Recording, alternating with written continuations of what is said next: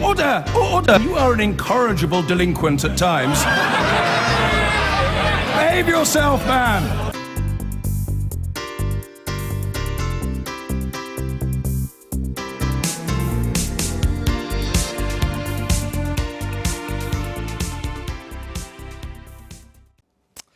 Now, on Friday, new measures to tackle the pay gap between genders were unveiled by the government. From 2018, companies with more than 250 employees will have to publish the differences in salary between men and women.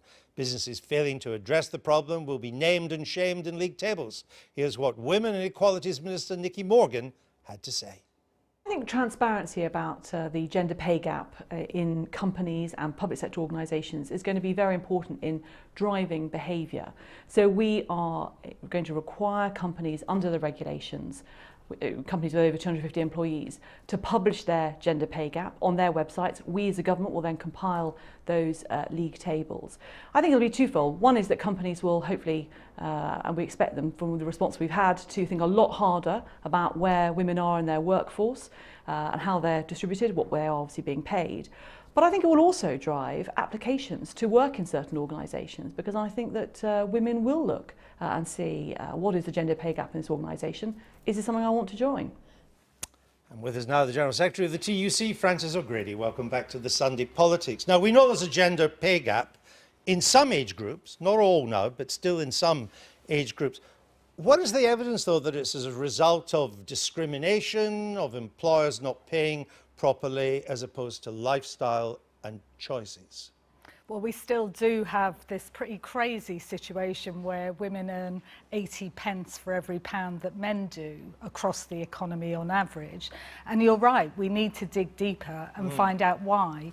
Now, this government initiative, I think, is a welcome step, but it's a very small step because and it doesn't come into 2018, it's about reporting. It's not about telling us why this is going on, let alone coming up with action to deal with it. When you dig down, though, from the headline figure, you've just used one there, you begin to see some quite deep-seated cultural issues. It's not just a matter of economics. I mean, the labour market study shows that men tend to work in occupations that pay more. That's been a historic thing.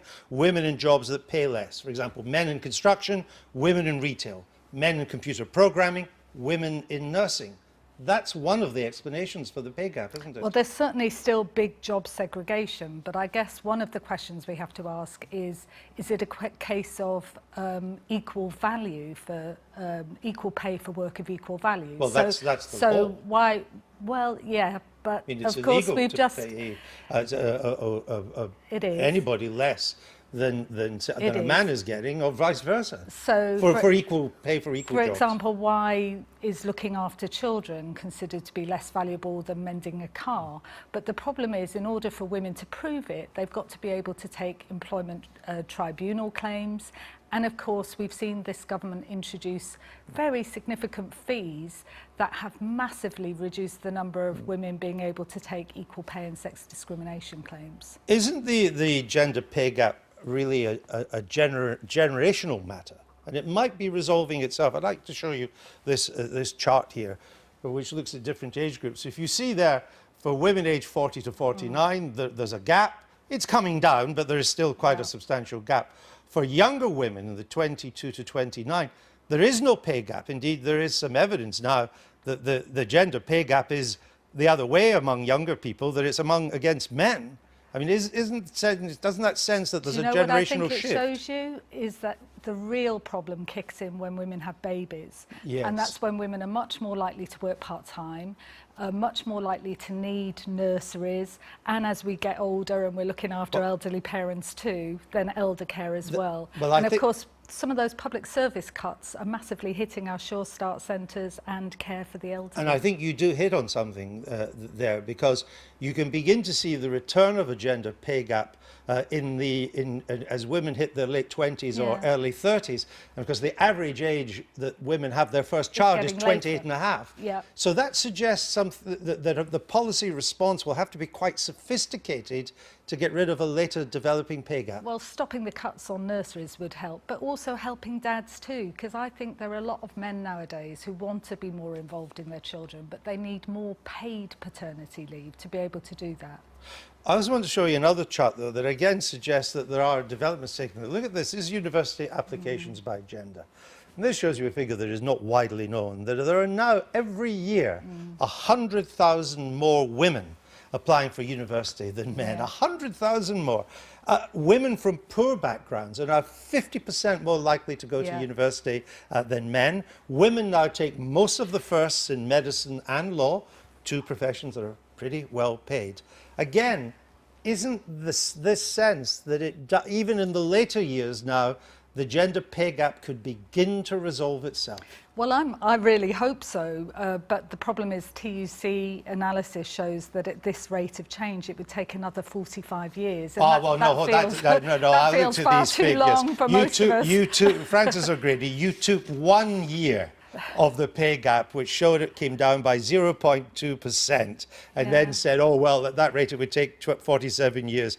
If you take the last 10 years, it still takes too long, but it's not 47 years. That was a propaganda figure. Well, I think you most can't do a people trend would on agree 1 that year. we're going to need some bold action to change Well, it. tell me, what would you, given that we've agreed that it's a complicated picture, and it now becomes an issue primarily for women who've taken time off and then go back into the workforce again, give me one thing that the government could do that would stop this gender pay gap re-emerging in their 30s and 40s? Stop the cuts to nurseries, provide a proper system of care for old people that allows women and men to combine those caring responsibilities with a responsible job. You think that would really make... I can see how it would help. It's about progression as well. It's about people feeling able to go for that promotion or able to go for that training course that would get them the better job, and having the confidence to do it, that life won't fall apart if I they would try to do it. suggest that if the TUC wanted to be ahead of the curve, should you not now be giving a lot more attention to the growing underperformance of young males, particularly from poorer backgrounds, in education and the workforce? Oh, believe you me, that's a looming problem, isn't it? We do. You know, we've been fighting very hard for not just more apprenticeships, but real quality apprenticeships and equal opportunities for all. Because that would help. As I said, I think there are a lot of young men now who want to be as involved in bringing up their children as their partners do. Why doesn't the TUC practice what it preaches when it comes to gender equality?